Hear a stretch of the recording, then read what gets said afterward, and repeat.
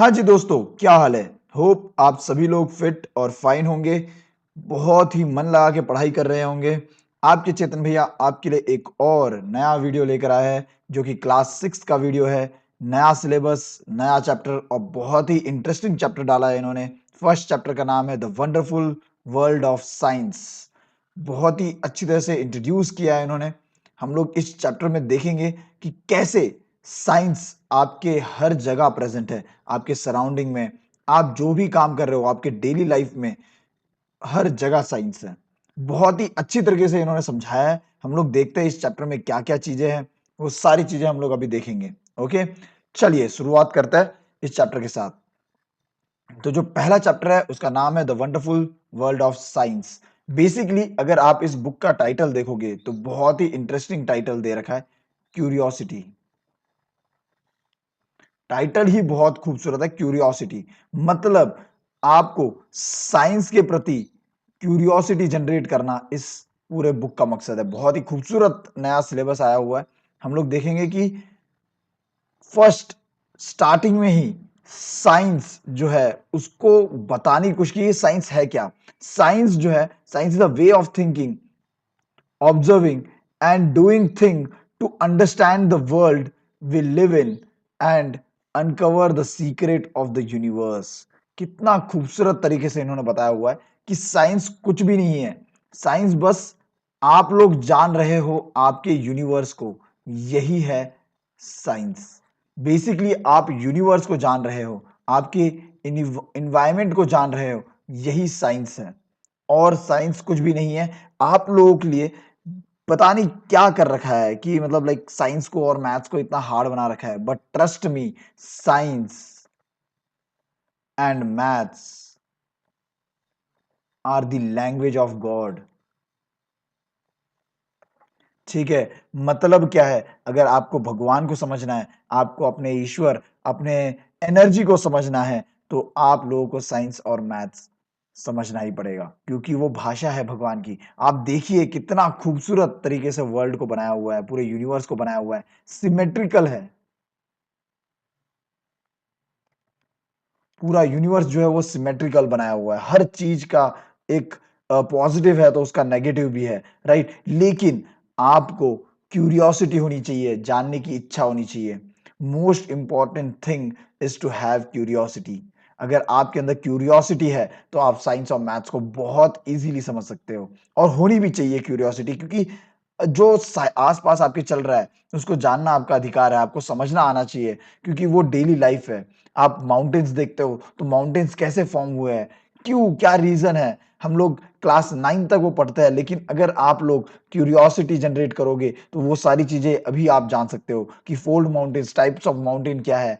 ठीक है, ये सारी चीजें, डेजर्ट कैसे फॉर्म हो रहा है, कोस्ट कैसे फॉर्म हो रहा है, ये सब अगर आप लोग के अंदर क्यूरियोसिटी है तो आप लोग जान सकते हो कि ये सब चीजें कैसे हो रहे हैं। आप देख सकते हो कि कुकिंग इन किचन, आप जो खाना पकाते हो, ठीक है, आपकी मम्मी खाना बनाती है अपने घर में, राइट, तो वो भी एक साइंस है। आप वहां से लेके आप खेलने तक जाते हो, खेलने के लिए प्लेग्राउंड पे जाते हो, वहां पर भी साइंस है। हर जगह साइंस है। आप ओशन, अंडर वाटर व्यू में जाओ, अंडर वाटर व्यूज देखे होंगे आप लोगों ने, गैलेक्सी आपने देखी होगी टेलीस्कोप से, राइट। तो ये सारा चीज जो है वो साइंस है, पजल है। कैसे कैसे ये इतनी सारी चीजें जो है, ये सारी चीजें जो है वो इतनी खूबसूरत बन रही है। आप लोग देखते हो नेचर में बहुत सारी खूबसूरत चीजें हैं, फ्लावर्स है, प्लांट्स है, वो ग्रो कर रहे हैं। तो उसका रीजन क्या है? हमारे पास प्लैनेट्स है, हमारे पास स्टार्स है। तो स्टार्स ही क्यों ब्लिंक करते हैं, शाइन करते हैं, ट्विंकल करते हैं, है कि नहीं? प्लैनेट्स क्यों नहीं करते? Why planet is not having their own heat and light? क्या रीजन है उसके पीछे? ये इस चैप्टर में आपको क्यूरियोसिटी जनरेट करके देगा कि अर्थ ही ऐसा ओनली प्लैनेट क्यों है जिसपे लाइफ है। ठीक है, तो ये कभी सोचा है क्या? Looking at our home planet earth, it is only planet we know that supports life and it has an environment that we must protect। There is an amazing variety of life on earth, plants, animals, ठीक है, और ये सब खुद को manage करते हैं survive करने के लिए, ठीक है। Different different reasons on this planet, different different reasons है, ठीक है। कैटरपिलर्स है जो ट्रांसफॉर्म होती है बटरफ्लाइज में, ठीक है। ग्रोथ होता है, एक न्यू बेबी का ग्रोथ होता है, एनिमल्स न्यू बेबी को ग्रोथ देते हैं। इंडिया की बात करें तो इतनी सारी डाइवर्सिटी है, इतने सारे फूड्स है। वो उसका रीजन क्या है? डिफरेंट डिफरेंट रीजन के different different specialist specialized food है। तो वो क्या है? ये सारा सब कुछ साइंस है। अगर आप लोग समझने जाओ, इंडिया को ही समझ लो।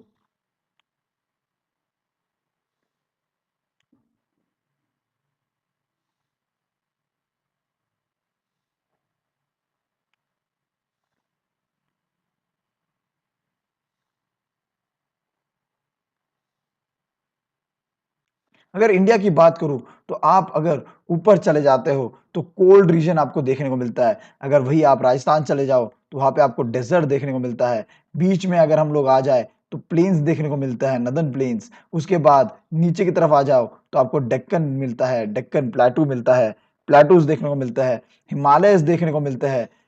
डाइवर्सिटी, आप सोचिए ये सारी चीजें क्यों हो रही है, क्या रीजन है? और इन सब के पीछे साइंस है। बहुत खूबसूरत तरीके से इस चैप्टर को बनाया हुआ है उन्होंने।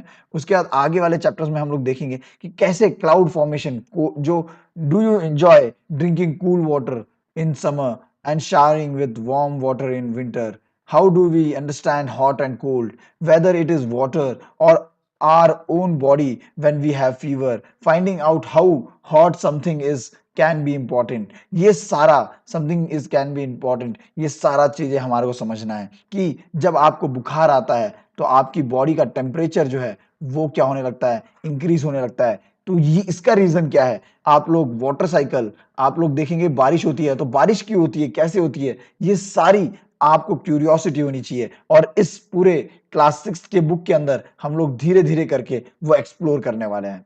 बस आप लोगों का काम एक ही है, वो है क्यूरियोसिटी। अपने अंदर क्यूरियोसिटी को जनरेट कीजिए, जानिए, पूछिए, क्वेश्चंस पूछिए। जितने ज्यादा आप क्वेश्चंस पूछोगे खुद से और टीचर्स से, वो क्या करेगा, आपको और ज्यादा मोटिवेट करेगा to know what and how the things are going around us, ठीक है। तो ये सारी चीजें आपको समझनी है। नेक्स्ट अगर मैं बात करूं तो आप लोग ये भी सोचते हो कि पेन रिफिल, आप पेन से लिखते हो, राइट, रिफिल होती है। तो वो कैसे काम करती है, कैसे लिखते हैं? उसके अंदर बॉल होता है, तो वो बॉल कैसे काम करता है, राइट। ये सारी चीजें आपको जाननी है। और इस पूरे टेक्स्ट बुक में आखिरी तक आप सारी चीजों को एक्सप्लोर करोगे। क्वेश्चन कीजिए, why did my pen stop writing, कि आपका पेन रुक क्यों गया, लिखते लिखते रुक कैसे गया। ये सारे क्वेश्चंस कीजिए। ये सब सब कुछ जो है वो साइंस है। This is exactly how science works. Work कैसे वर्क करेगा? जब आप क्वेश्चंस पूछोगे, ठीक है, और जब क्वेश्चंस करोगे तो आप आंसर्स फाइंड आउट करोगे, राइट। तो आंसर्स फाइंड आउट करोगे तभी आप लोग उसके अंदर साइंटिफिक मेथड ढूंढ पाओगे। उसके अंदर क्या करोगे? साइंटिफिक मेथड ढूंढ पाओगे। तो वही है साइंस, बाकी और कुछ ऐसा एक्स्ट्रा साइंस नहीं है, ठीक है।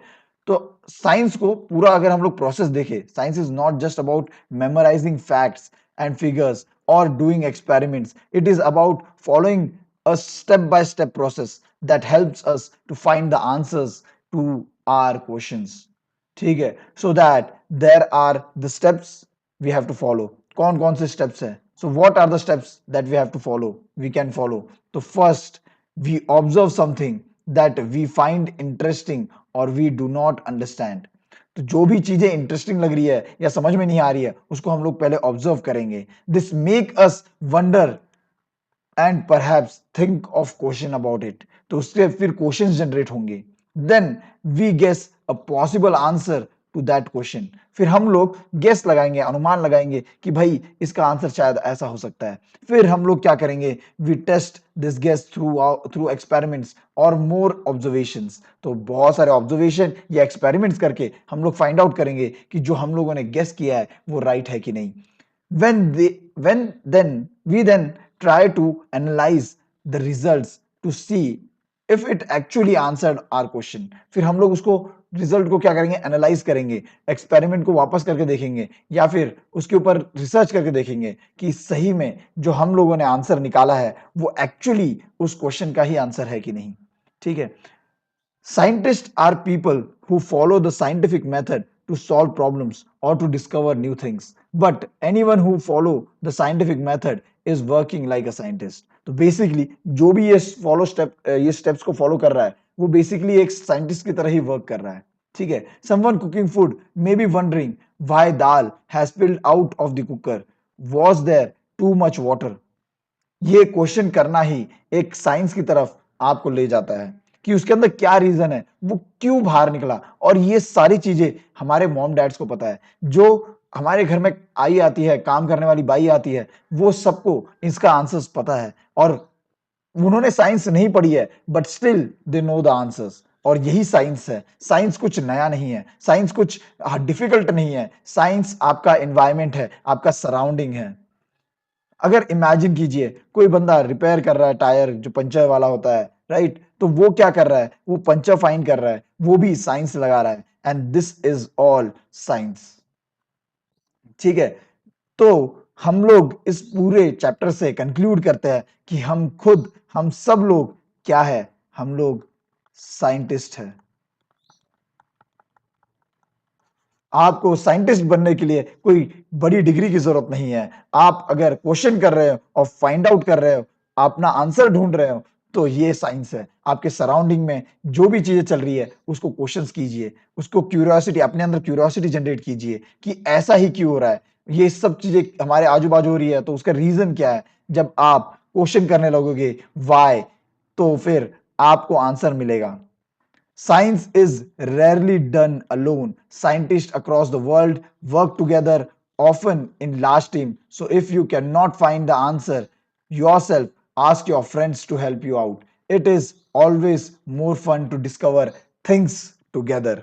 तो अगर आपको खुद से समझ में नहीं आ रहा है तो आप लोग क्या कर सकते हो, अपने दोस्तों को इकट्ठा कर सकते हो, उनसे ये क्वेश्चन कर सकते हो, उनको बोल सकते हो कि टेल मी कि इसका रीजन क्या है।